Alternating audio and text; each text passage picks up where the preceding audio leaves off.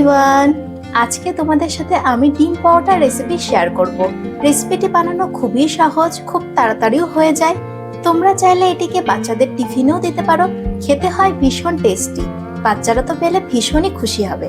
তাহলে চলো রেসিপিটি শুরু করা যাক। এর জন্য প্রথমেই আমি একটি বলে 2 কাপের মতো ময়দা নিয়ে নিচ্ছি।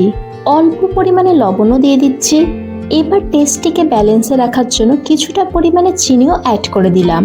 এবারে 1 চামচের মতো রিফাইন্ড অয়েল অ্যাড করে দিয়ে সব কিছুকে ভালোভাবে মিক্সড করে নেব। খুব বেশি পরিমাণে ময়াম দেওয়ার কোনো প্রয়োজন নেই, আলতো হাতে একটু মিশিয়ে নিলেই হবে। এবারে অল্প অল্প করে জল অ্যাড করতে থাকবো আর মিশ্রণটিকে ভালোভাবে মেশাতে থাকবো যতক্ষণ না পর্যন্ত এটি একটি সফট ডোয়ের ফর্মে তৈরি হচ্ছে। ডোটিকে কিন্তু খুব নরম করেই মাখাতে হবে, তাহলে দেখবে পরোটাগুলো ভেতর থেকে ভীষণ সফট হবে। আমার এদিকে ডোটিকে সুন্দরভাবে মাখা হয়ে গেছে। এবারে উপর থেকে একটু রিফাইন্ড অয়েল মেখে নিয়ে এটিকে 15 মিনিটের জন্য ঢেকে রেখে দেবো। ততক্ষণে আমরা ডিমের ব্যাটারটি তৈরি করে নেব। এর জন্য আমি 3টের মতো ডিম নিয়েছি। এর মধ্যে দেওয়ার জন্য আমি আগে থেকে বেশ কিছুটা পরিমাণে পেঁয়াজ, টমেটো, ধনেপাতা আর কাঁচা লঙ্কা কুচি কুচি করে কেটে রেখেছিলাম। এবার এতে দিয়ে দিচ্ছি কিছুটা পরিমাণে চিলি ফ্লেক্স আর স্বাদ মতো লবণ। একটি হুইস্কারের সাহায্যে আমি এবার সব কিছুকে ভালোভাবে ফেটিয়ে নেব। 15 মিনিট হয়ে গেছে। ময়দার ডোটিও খুব সুন্দরভাবে সেট হয়ে গেছে।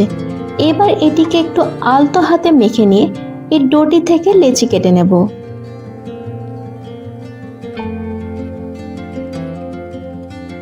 লেচিটিকে একটি হাতের সাহায্যে গোল গোল শেপ দিয়ে দিলাম।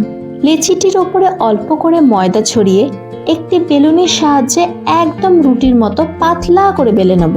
চেষ্টা করবে যতটা সম্ভব পাতলা করে বেলে নেওয়া যায়, এতে পরোটাটিও খেতে ভীষণ ভালো লাগবে।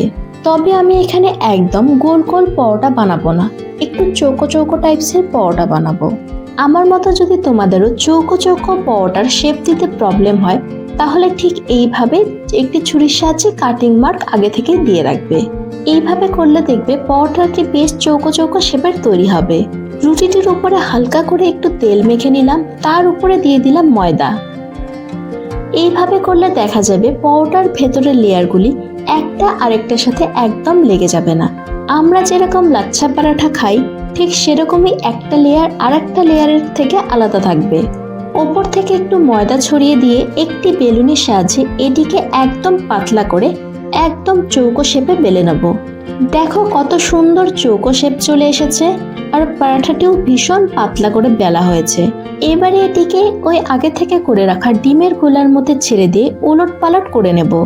অন্যদিকে আমি একটি প্যান গরম হতেও বসিয়ে দিয়েছি। এবারে এই ডিমের গোলা মিশ্রিত পরাঠাটিকে ওই গরম প্যানের মধ্যে ছেড়ে দেব।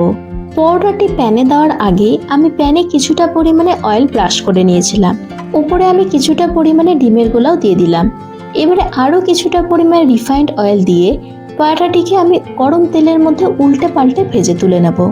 উল্টো সাইডেও আমি বেশ কিছুটা পরিমাণে ডিমের গোলাও দিয়ে দিয়েছি। পরোটাটি দেখো কত সুন্দরভাবে ফুলে উঠছে, তার মানে ডোটিকে খুব সুন্দরভাবে মাখা হয়েছে। এবার এটিকে উল্টে পাল্টে একদম লাল লাল করে ভেজে তুলে নেব। ভীষণ চটজলদি একটি রেসিপি, আর খেতেও হয় ভীষণ টেস্টি। ডোটি আগে থেকে মাখা থাকলে মাত্র 10 মিনিটে রেসিপিটি রেডি হয়ে যায়। হাতে সময় কম থাকলে সকালের ব্রেকফাস্টে কিংবা বিকেলের নাস্তায় একদম চটজলদি তোমরা এই রেসিপিটি রেডি করে নিতে পারবে। চাইলে তোমরা এটিকে বাচ্চাদের টিফিনেও দিতে পারো। বাচ্চারা তো পেলে ভীষণই খুশি হবে। এই পরোটাটির সাথে কোনো রকমের তরকারির কোনো প্রয়োজন হয় না, সিম্পল টমেটো কেচাপ দিয়ে খেতে ভীষণ ভালো লাগে। তাহলে এবার বলো, আজকের রেসিপিটি তোমাদের কেমন লাগলো? যদি ভালো লেগে থাকে তাহলে অবশ্যই চ্যানেলটিকে সাবস্ক্রাইব করে দিয়ে পাশে থেকো। ভালো থেকো, সুস্থ থেকো। আবারও দেখা হবে অন্য কোনো রেসিপি নিয়ে। Tata, bye bye.